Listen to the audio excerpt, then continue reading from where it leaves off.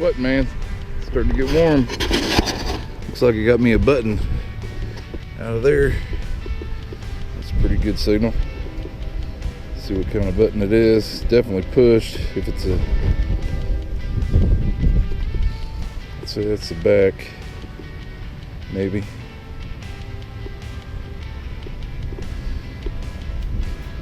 If that's a Civil War button, then it's been pushed very big. But, yep. I think I see an eagle coming out on it.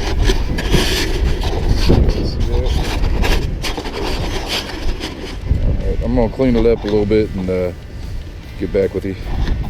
Alright, so my second good Civil War target. It's pushed, but you can see the tail there, the wing, the head. Pretty rough shape. I can't tell if it's general service probably, but there's cavalry and stuff here. I can't see the shield. See if there's a letter in the center.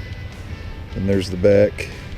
It's pretty rough, but I will take it. I think I got me some Civil War. Kind of smashed. The 3-ringer. It wasn't very deep, it was trying to break. But hey, there's some iron in here around it, so that's a 3-ringer. I'll take it. All right, I'm not sure. This may be a gun tool or something, so check it out. Pretty cool. Got a notch there. Screw. Cool. This is actually a nipple wrench for a Colt Army Model 1860 revolver. Colt Firearms made this from 1860 to 1873. Samuel Colt was born in 1814 and died in January of 1862 as one of the wealthiest men in America. His business improved after 1847 when the Texas Rangers ordered 1,000 revolvers during the American War with Mexico that lasted from 1846 to 1848.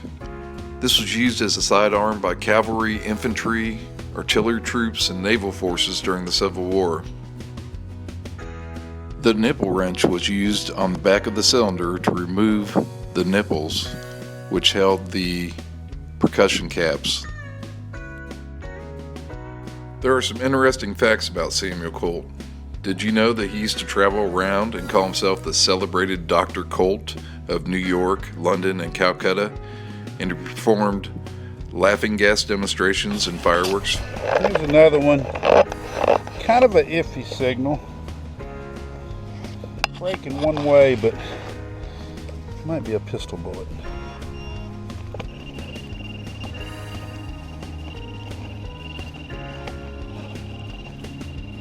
Not quite there yet. I want to hit it. Now we're getting closer.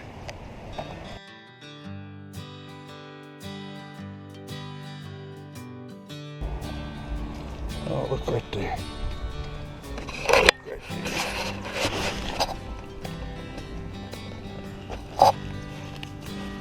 That's a good sound, but it was breaking. There must be some iron down there with it.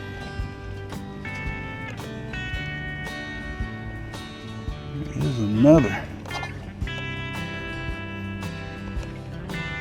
That was a lot cleaner.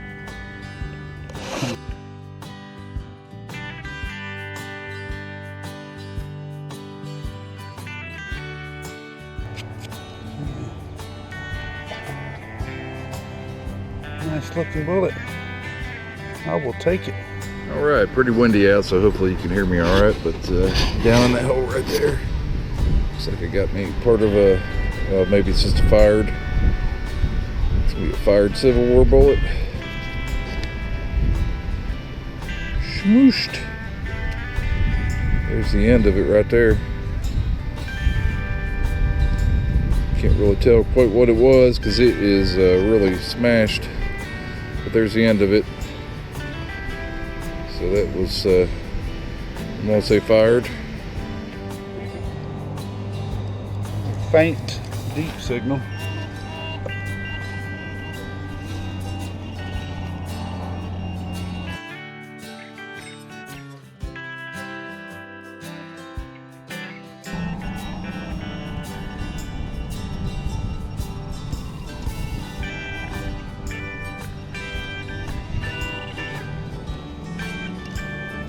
Faint, deep signal.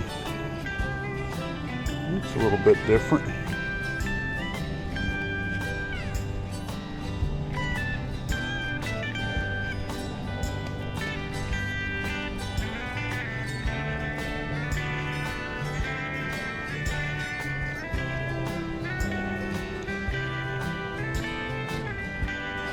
I didn't film this one because I wasn't sure about it. It was pretty deep and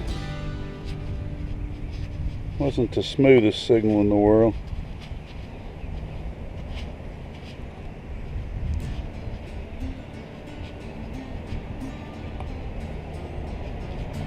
That's about the third different type of bullet I've dug today. I will take it. Hopefully the wind isn't too bad. Just finished up like an hour and a half quick hunt. I got stuff I got to do at home, but at least I got out. So, as I said before, man, lots of trash. These square nails really come in good. They come in like bullets. Sometimes they're brass, glass. 22 casing, 1964 clad nickel. One Civil War bullet. One Civil War button. Cool. It's very pushed, but that's cool anyways. Then the best find of the day would be this 1849 Colt nipple wrench that they use on the Colt revolver. So very cool. Nice to get out for a little bit.